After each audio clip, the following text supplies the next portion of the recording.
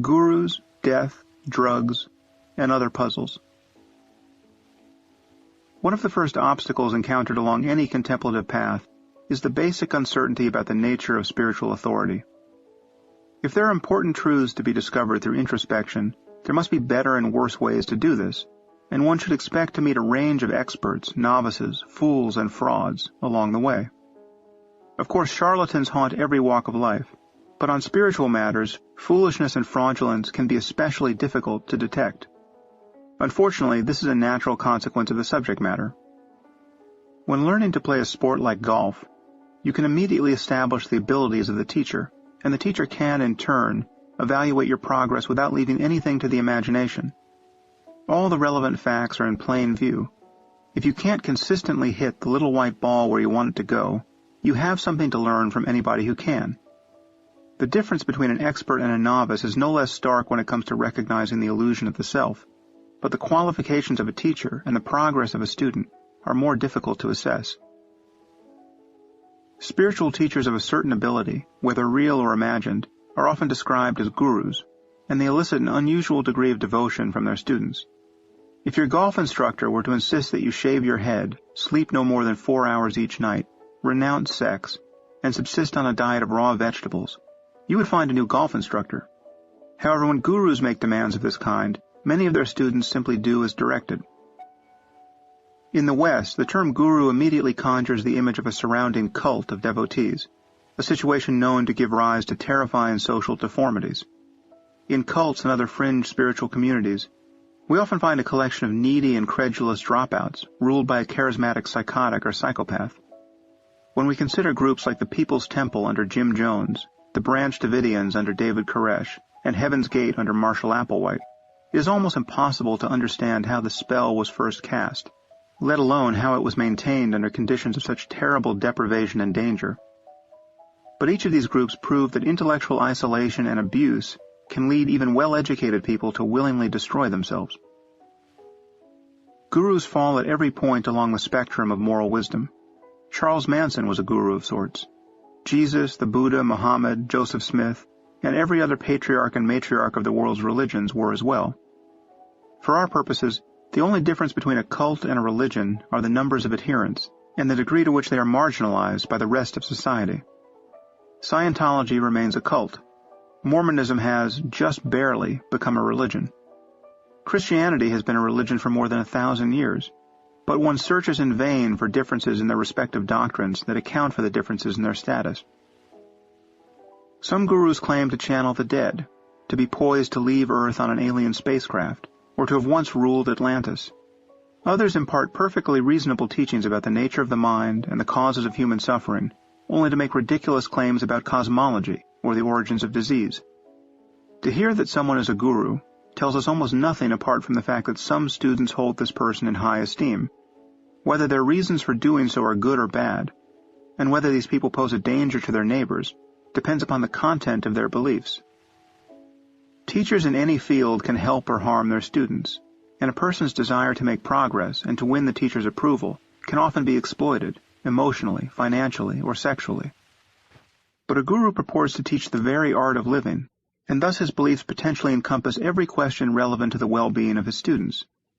Apart from parenthood, probably no human relationship offers greater scope for benevolence or abuse than that of guru to disciple. Unsurprisingly, therefore, the ethical failures of the men and women who assume this role can be spectacular and constitute some of the greatest examples of hypocrisy and betrayal to be found anywhere. The problem of trust is compounded because the line between valid instruction and abuse can be difficult to discern. Given that the entire purpose of a devotee's relationship to a guru is to have his egocentric illusions exposed and undermined, any unwelcome intrusion into his life can potentially be justified as a teaching. Here's a quote from the Zen literature.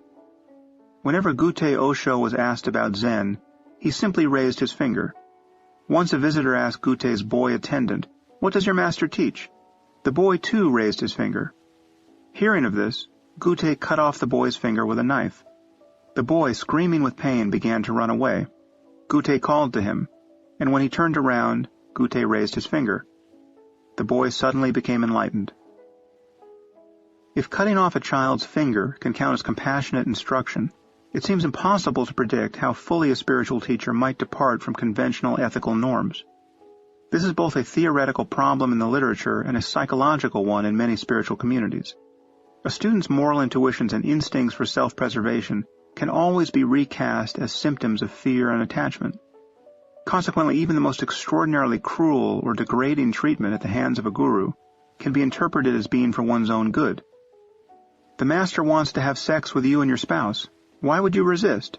Can't you see that your impulse to refuse such a generous overture rests on the very illusion of separateness that you want to overcome? Oh, you don't fancy tithing 20% of your income to the ashram? Why are you so attached to the fruits of your own labor? What is enlightenment worth to you anyway? You don't like scrubbing toilets and doing yard work for hours at a stretch? Are you above performing such simple acts of service to the divine?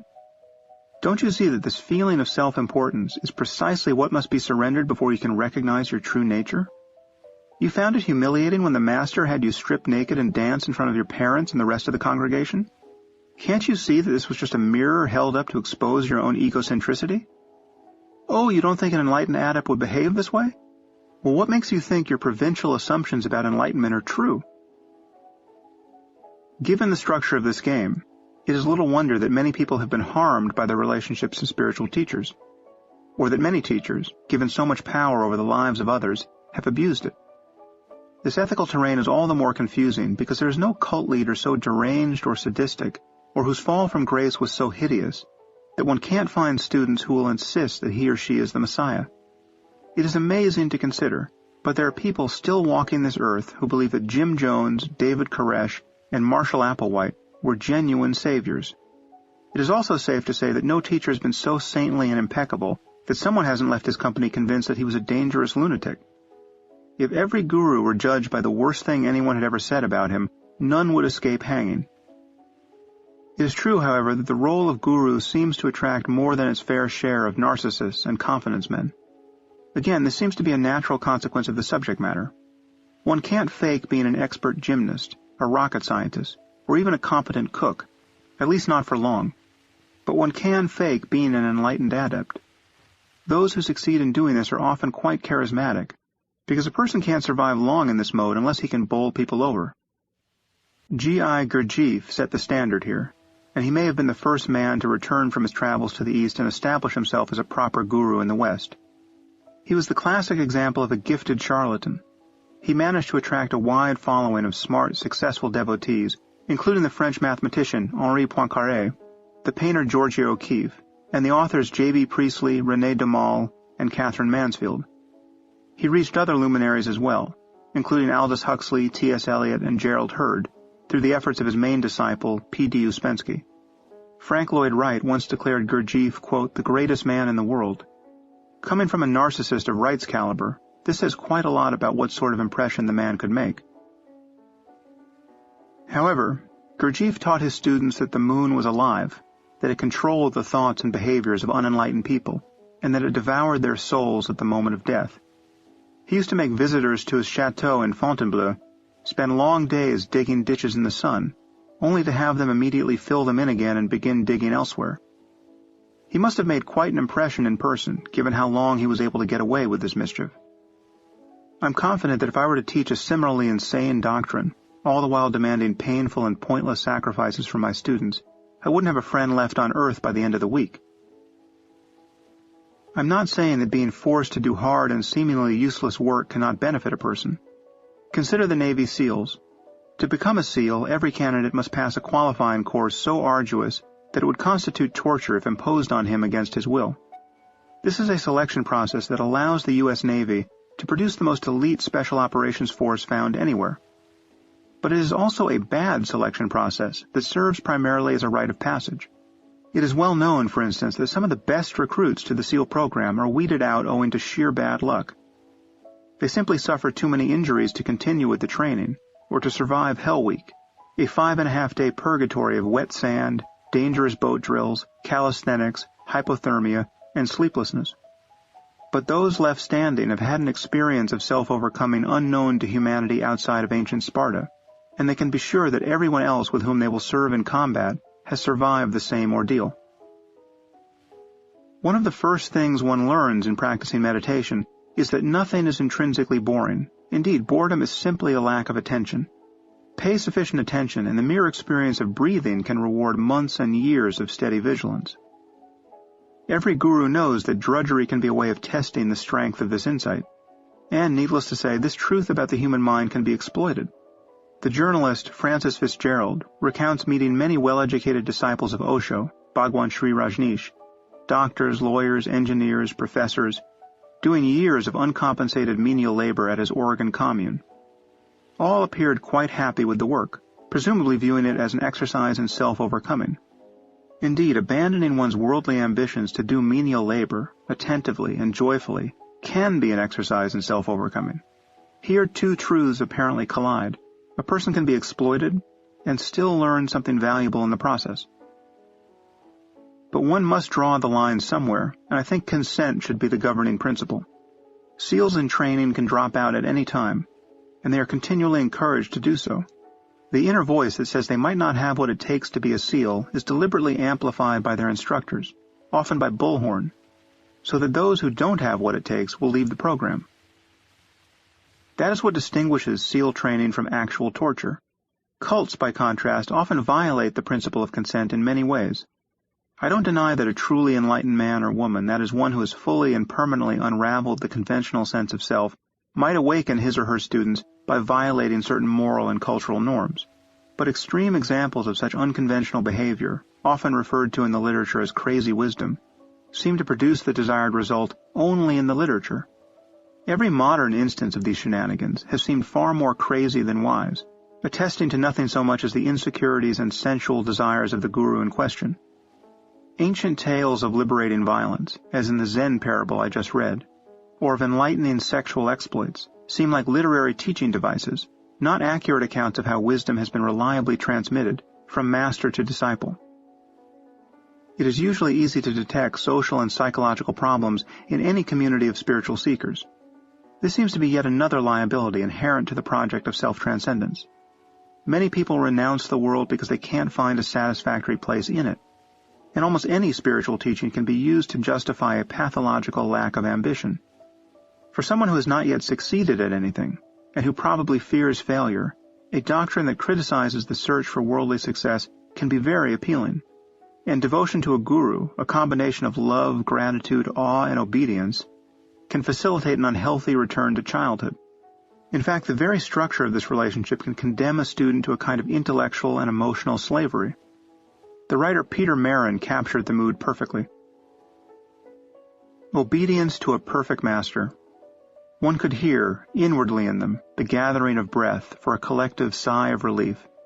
At last, to be set free, to lay down one's burden, to be a child again, not in renewed innocence, but in restored dependence, in admitted, undisguised dependence, to be told again what to do, and how to do it. The yearning in the audience was so palpable, their need so thick and obvious, that it was impossible not to feel it, impossible not to empathize with it in some way. Why not, after all? Clearly there are truths and kinds of wisdom to which most persons will not come alone. Clearly there are in the world authorities in matters of the spirit, seasoned travelers, guides. Somewhere there must be truths, other than the disappointing ones we have. Somewhere there must be access to a world larger than this one. And if, to get there, we must put aside all arrogance of will and the stubborn ego, why not? Why not admit that we do not know and cannot do, and submit to someone who both knows and does, who will teach us if we merely put aside all judgment for the moment and obey with trust and goodwill? A relationship with a guru, or indeed with any expert, tends to run along authoritarian lines. You don't know what you need to know, and the expert presumably does. That's why you're sitting in front of him in the first place. The implied hierarchy is unavoidable.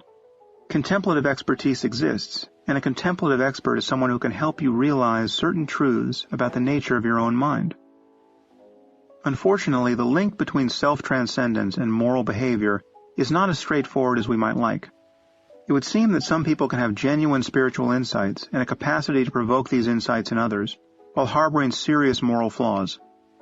It is not always accurate to call such people frauds. They aren't necessarily pretending to have spiritual insights. or to be able to produce such experiences in others. But depending on the level of their practice, their insights may be an insufficient antidote to the rest of their personalities. The resulting problems can be accentuated by cultural differences. For instance, what is the age of consent for sex? One wouldn't necessarily get the same answers in Bombay and Boston. Certain schools of Buddhism focus on compassion, kindness, and non-harming to an unusual degree, and this offers some protection against abuses of power. But even here, one occasionally finds a venerated master with the ethical intuitions of a pirate.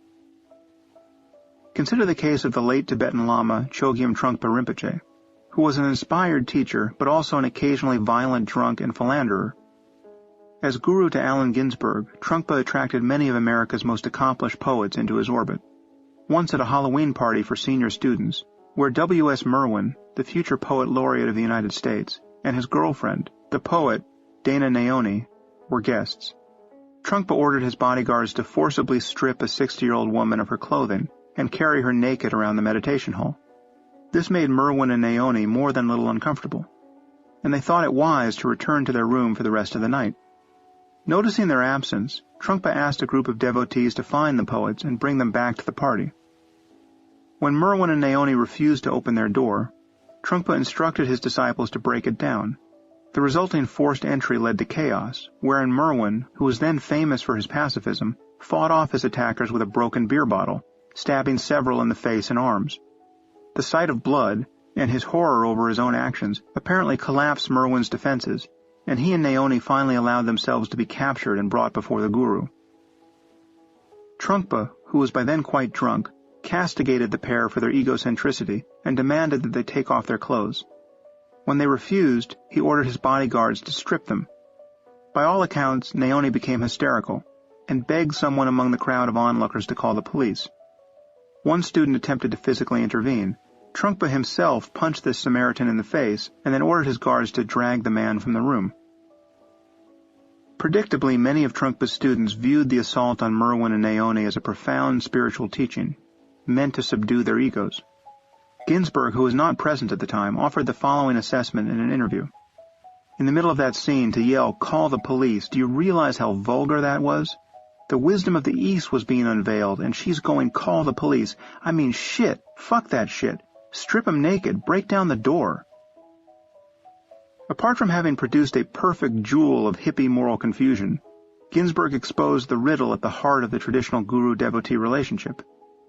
No doubt Merwin and Naoni's preference to not dance naked in public had more than a little to do with their attachment to their own privacy and autonomy. And it isn't inconceivable that a guru could operate in such a coercive and seemingly unethical way out of a sense of compassion. In fact, it may have been conceivable to Merwin and Naoni themselves, even in the aftermath of this humiliating ordeal, because they remained at Trungpa's seminar for several more days to receive further teachings. However, judging from the effect that Trungpa's wild behavior had on both himself, he apparently died from alcoholism, and his students, it is very difficult to view it as the product of enlightened wisdom. The scandals surrounding Trungpa's organization did not end there. Trungpa had groomed a Western student, Losel Tenzin, to be his successor. Tenzin was the first Westerner to be honored in this way in any lineage of Tibetan Buddhism. His appointment as Vajra regent had been approved by the Karmapa, one of the most revered Tibetan masters then living. As it happens, Tenzin was bisexual, highly promiscuous, and rather fond of pressuring his straight male devotees to have sex with him as a form of spiritual initiation. He later contracted HIV, but continued to have unprotected sex with more than 100 men and women without telling them of his condition. Trungpa and several people on the board of his organization knew that the regent was ill and did their best to keep it a secret. Once the scandal broke, Tenzin claimed that Trungpa promised him that he would do no harm as long as he continued his spiritual practice. Apparently, the virus in his blood didn't care whether he did his spiritual practice or not. At least one of his victims later died of AIDS, having spread HIV to others. What one encounters in a person like Trungpa is a mind impressively free of shame. This can be a good thing, provided that one happens to also be committed to the well-being of others. But shame serves a crucial social function. It keeps us from behaving like wild animals. Believing in one's own perfect enlightenment is rather like driving a car without brakes. Not a problem if you never need to stop or slow down, but otherwise a terrible idea. The belief that he could live beyond conventional moral constraints is explicitly put forward in Trungpa's teaching. Morality or discipline is not a matter of binding oneself to a fixed set of laws or patterns. For if a bodhisattva is completely selfless, a completely open person, then he will act according to openness, and will not have to follow rules. He will simply fall into patterns.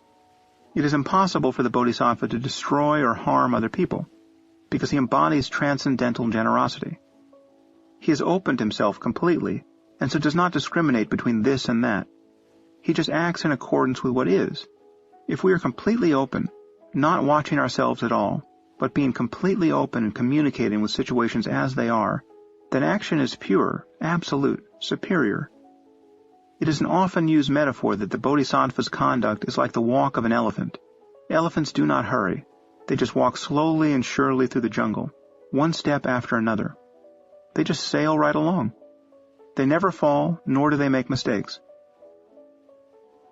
The state of freedom and effortless goodwill that Trungpa describes here undoubtedly corresponds to an experience that certain people have, and to a perception, whether true or not, that others can form about them. But boundless compassion is one thing, inerrancy is another. The notion that one is incapable of making mistakes poses obvious ethical concerns, no matter what one's level of realization. Anyone who has studied the spread of Eastern spirituality in the West knows that these elephants often stumble, even stampede, injuring themselves and many others in the process. A person's eyes convey a powerful illusion of inner life. The illusion is true, but it is an illusion all the same. When we look into the eyes of another human being, we seem to see the light of consciousness radiating from the eyes themselves. There's a glint of joy or judgment, perhaps. But every inflection of mood or personality, even the most basic indication that the person is alive, comes not from the eyes but from the surrounding muscles of the face. If a person's eyes look clouded by madness or fatigue, the muscles orbicularis oculi are to blame. And if a person appears to radiate the wisdom of the ages, the effect comes not from the eyes but from what he or she is doing with them.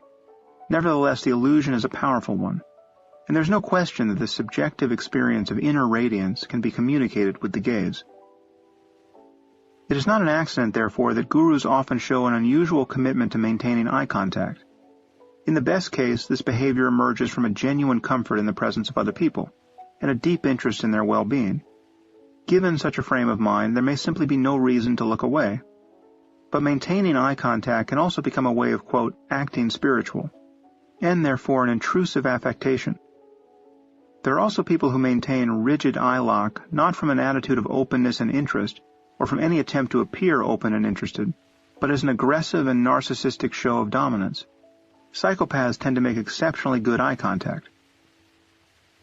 Whatever the motive behind it, there can be a tremendous power in an unwavering gaze.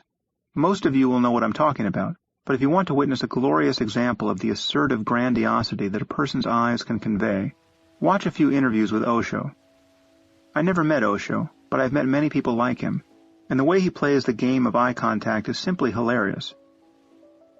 I confess that there was a period in my life, after I first plunged into matters spiritual, when I became a nuisance in this respect. Wherever I went, no matter how superficial the exchange, I gazed into the eyes of everyone I met as though they were my long-lost lover. No doubt many people found this more than a bit creepy. Others considered it a stark provocation, but it also precipitated exchanges with complete strangers that were fascinating. With some regularity, people of both sexes seemed to become bewitched by me on the basis of a single conversation. Had I been peddling some consoling philosophy and been eager to gather students, I suspect that I could have made a proper mess of things. I definitely glimpsed the path that many spiritual impostors have taken throughout history. Interestingly, when one functions in this mode, one quickly recognizes all the other people who are playing the same game. I had many encounters wherein I would meet the eyes of a person across the room, and suddenly we were playing War of the Warlocks, two strangers holding each other's gaze well past the point that our primate genes or cultural conditioning would ordinarily countenance. Play this game long enough and you begin to have some very strange encounters. I don't remember consciously deciding to stop behaving this way, but stop I did. Nevertheless, it is worth paying attention to the type of eye contact one makes.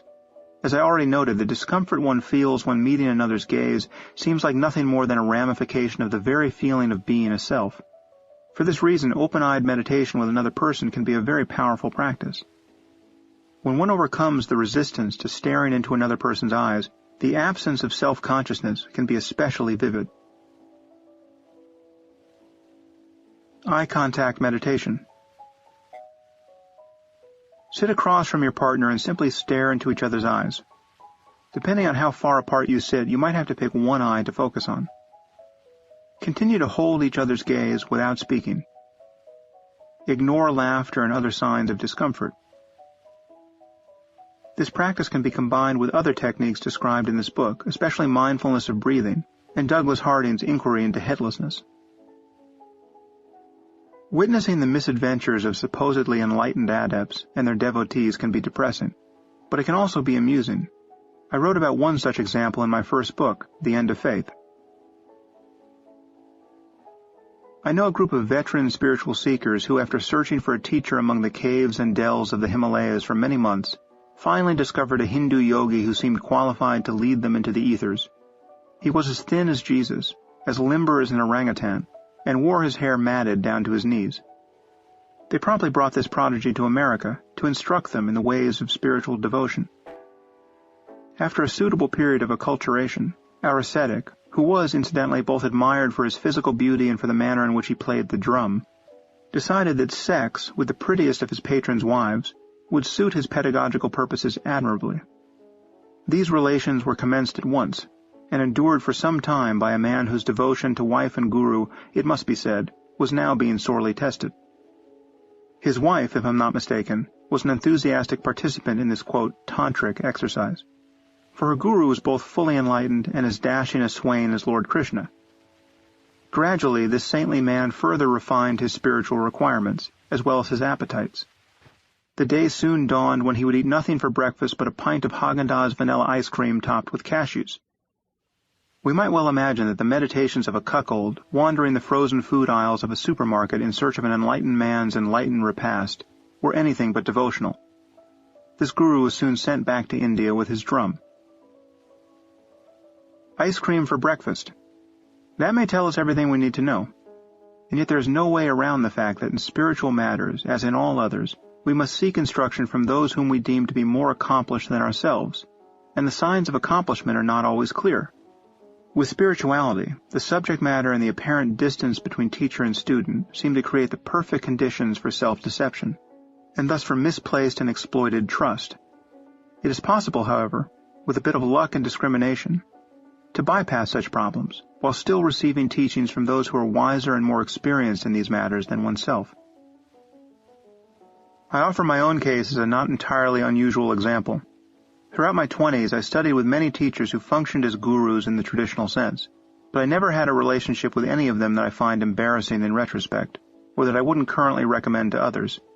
I don't know whether to attribute this to good luck, or to the fact that there was a line of devotion I was never tempted to cross. Traditionally, one is admonished to view one's guru as perfect. I confess that I could never take this advice seriously, other than in the trivial sense that consciousness itself might be considered perfect in some way, or that a perfect realization of its intrinsic freedom might be possible. Despite how impressive many of my teachers were, they were undoubtedly human and susceptible to the same cultural biases and physical infirmities that define the lives of ordinary people. For instance, when it came time for Punjaji to marry off his niece, he could think of nothing more enlightened than to publish her picture in the singles section of the local newspaper, after having paid a photographer to lighten the color of her skin by several shades. This practice was ubiquitous in India at the time, and considered entirely normal. To my eye, however, it was at once deceitful, demeaning, and expressive of bigotry toward people with dark skin. I could only conclude that either enlightenment failed to clear the mind of such cultural residues, or Punjaji had yet to achieve full enlightenment. In either case, I couldn't view his solution to the problem of marriage as perfect. The gurus I have met personally, as well as those whose careers and teachings I have studied at a distance, range from crooks who could be quickly dismissed, to teachers who were brilliant but flawed, to those who, while still human, seemed to possess so much compassion and clarity of mind that they were nearly flawless examples of the benefits of spiritual practice. This last group is of obvious interest, and these are surely the people one hopes to meet, but the middle group can be helpful as well. Some teachers about whom depressing stories are told, men and women whose indiscretions may seem to discredit the very concept of spiritual authority, are in fact talented contemplatives. Many of these people get corrupted by the power and opportunities that come with inspiring devotion in others. Some may begin to believe the myths that grow up around them, and some are guilty of ludicrous exaggerations of their own spiritual and historical significance. Caveat emptor. Of course, there can be clear indications that a teacher is not worth paying attention to. A history as a fabulist or con artist should be considered fatal. Thus, the spiritual opinions of Joseph Smith, Gurdjieff, and L. Ron Hubbard can be safely ignored. A fetish for numbers is also an ominous sign. Math is magical, but math approached like magic is just superstition, and numerology is where the intellect goes to die. Prophecy is also a very strong indication of chicanery or madness on the part of the teacher, and of stupidity among his students. One can extrapolate from scientific data or technological trends, climate models, Moore's law, but most detailed predictions about the future lead to embarrassment right on schedule. Anyone who can confidently tell you what the world will be like in 2027 is delusional. The channeling of invisible entities, whether broadcast from beyond the grave or from another galaxy, should provoke only laughter. J.Z. Knight, who has long claimed to be the mouthpiece for a 35,000-year-old entity named Ramtha, is the ultimate example of how you don't want your teacher to sound. And any suggestion that a guru has influenced world events through magic should also put an end to the conversation.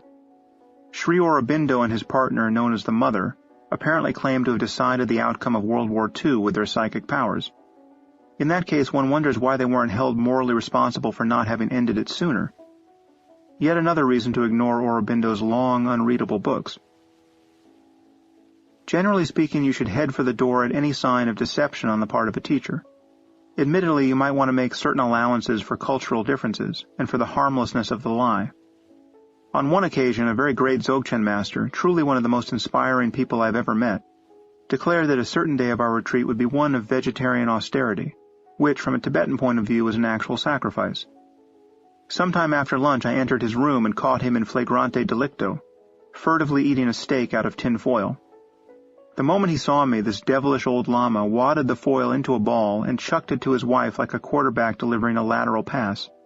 She then hurled it across the room, where it made a distinctly moist thud in the back of a closet. Needless to say, we all had a very good laugh over these machinations, and it was not the sort of deception that seemed calculated to manipulate students or to falsely elevate the status of the teacher. In fact, this teacher did not elevate himself at all, a quality that can compensate for many other sins. I have never encountered a spiritual teacher who I thought was fully enlightened in the sense that many Buddhists and Hindus imagine is possible. That is, stably free of the illusion of the self and endowed with clairvoyance and other miraculous powers. While I remain open to evidence of psi phenomenon, clairvoyance, telepathy, and so forth, the fact that they haven't been conclusively demonstrated in the lab is a very strong indication that they do not exist. Researchers who study these things allege that the data are there, and that proof of psi can be seen in departures from randomness that occur over thousands of experimental trials. But people who believe that their guru has supernormal powers aren't thinking in terms of weak statistical effects. They believe that a specific person can reliably read minds, heal the sick, and work other miracles. I have yet to see a case in which evidence for such abilities was presented in a credible way. If one person on Earth possessed psychic powers to any significant degree, this would be among the easiest facts to authenticate in a lab. Many people have been duped by traditional evasions on this point. It's often said, for instance, that demonstrating such powers on demand would be spiritually uncouth, and that to even want such empirical evidence is an unflattering sign of doubt on the part of a student. Except ye see signs and wonders ye will not believe. John 4:48. A lifetime of foolishness and self-deception awaits anyone who won't call this bluff. But one need not believe in psychic powers to cut through the illusion of the self. Accomplishing this can be elusive enough. If I've ever met a person who has done so perfectly, I am unaware of it. I have studied with several people who were assumed to be fully enlightened in that sense, and even some who made the claim explicitly. But as far as I can tell, this added nothing of value to their teachings, while introducing a distracting note of grandiosity into the conversation. Whether or not it's possible for someone to have a permanent experience of self-transcendence, a student's conviction that a teacher is fully enlightened seems superfluous. and it is usually cast in doubt by something silly the teacher says or does in any case. Once again, I believe that too much can be made of the failures of spiritual teachers or of the pathologies found among their followers, as though such pratfalls discredit the guru-disciple relationship in principle. One might draw a useful analogy to marriage here.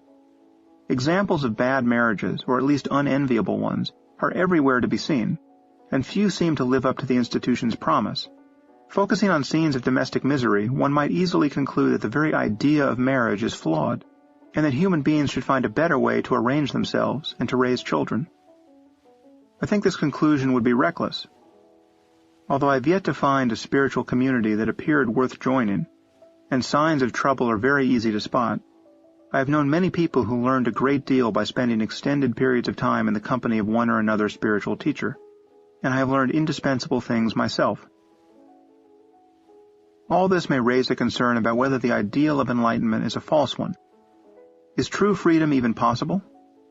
It certainly is in a momentary sense, as any mature practitioner of meditation knows, and those moments can increase in both number and duration with practice. Therefore, I see no reason why a person couldn't perfectly banish the illusion of the self. However, just the ability to meditate, to rest as consciousness for a few moments prior to the arising of the next thought, can offer a profound relief from mental suffering. We need not come to the end of the path to experience the benefits of walking it.